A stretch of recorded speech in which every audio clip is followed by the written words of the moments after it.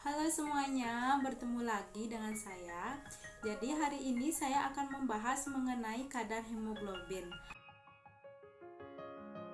Adapun topik pembahasan kali ini, yang pertama itu ada tujuan praktikum, kemudian yang kedua ada landasan teori, ketiga ada alat dan bahan, yang keempat ada prosedur kerja, dan yang kelima ada pembahasan. Perkenalkan, nama saya Nika Dedita Setiarini dengan NIM 181304103 dari kelas 6A Pendidikan Biologi. Jadi tujuan praktikum kita kali ini yaitu mengetahui kadar hemoglobin dari tubuh manusia. Sebelum kita memasuki ke inti pembahasan, ada baiknya kita mengetahui landasan teori mengenai hemoglobin.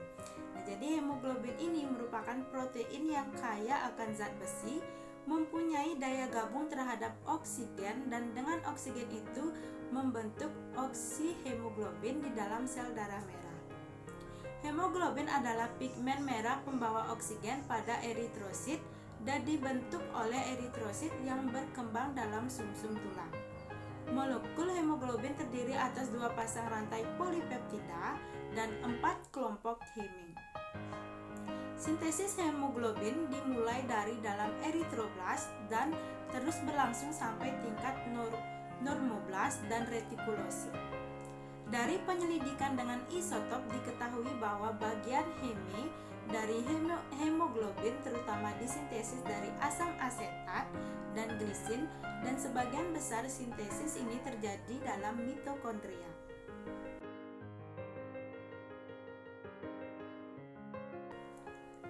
Adapun alat dan bahan yang digunakan dalam praktikum kali ini cukup sederhana.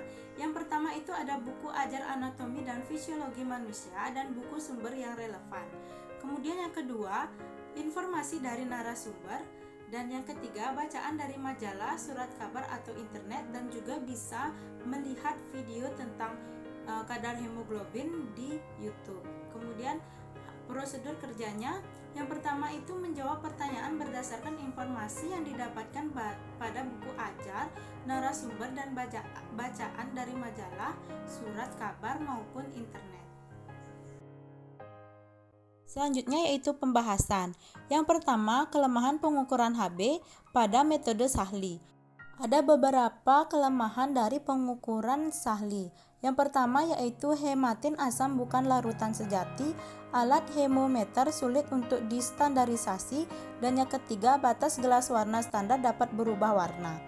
Kemudian untuk kelemahan dari metode Tallquist, yang pertama itu skala kertas Tallquist terlalu jauh.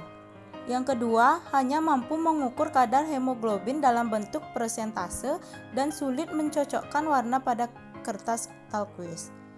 Yang kedua yaitu fungsi dari hemoglobin atau Hb.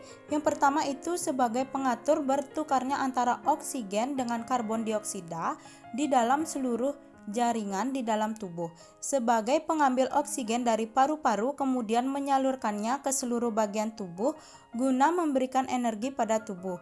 Kemudian yang kedua, membawa zat karbon dioksida yang berada pada jaringan tubuh untuk kemudian akan dikeluarkan di udara bebas dengan perantara paru-paru. Yang ketiga yaitu apa yang terjadi jika tubuh kekurangan Hb. Nah, seseorang dikatakan mengalami kekurangan hemoglobin apabila kadar hemoglobinnya lebih rendah dari batas normal. Kadar Hb seseorang dapat diketahui melalui tes darah lengkap, yaitu pemeriksaan sampel darah yang biasanya diambil dari pembuluh vena pada lengan. Ketika tubuh kekurangan hemoglobin, maka akan terjadi anemia yang dapat menimbulkan sejumlah keluhan dan gangguan kesehatan. Yang keempat yaitu penyebab Hb rendah antara lain. Yang pertama itu ada kekurangan gizi. Salah satu nutrisi yang berperan penting dalam menghasilkan Hb dan sel darah merah adalah zat besi.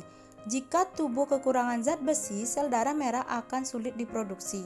Akibatnya, kadar Hb dalam tubuh akan berkurang. Selain karena kekurangan zat besi, kadar Hb di dalam tubuh juga bisa berkurang jika kekurangan asam folat dan vitamin B12. Hal ini dikarenakan kedua nutrisi ini diperlukan untuk membentuk sel baru, termasuk sel darah merah. Kemudian yang kedua itu ada kehilangan darah.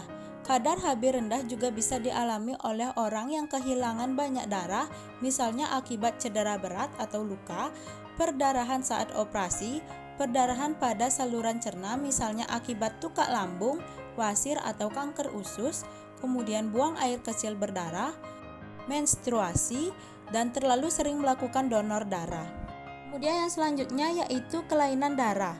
Kadar Hb rendah dapat menandakan adanya kelainan darah, salah satunya yaitu talasemia. Penyakit ini umumnya bersifat turunan. Gejala talasemia meliputi perubahan bentuk tulang terutama di bagian wajah, sering merasa lelah atau kurang bertenaga, warna urin gelap, gangguan tumbuh kembang, serta kulit tampak pucat. Selain talasemia, kelainan darah yang juga dapat menyebabkan Hb rendah adalah kanker darah, leukemia, dan limfoma. Yang terakhir yaitu penyakit kronis. Ada beberapa penyakit kronis yang bisa menyebabkan kadar Hb rendah, di antaranya gagal ginjal kronis, sirosis, hipotiroidisme, gangguan sumsum tulang, serta infeksi seperti malaria. Kemudian yang kelima yaitu faktor-faktor yang mempengaruhi kadar Hb antara lain jenis kelamin, usia, asupan zat gizi, keadaan demografis, gaya hidup, minuman alkohol dan protein, pola makan serta penyakit kronis.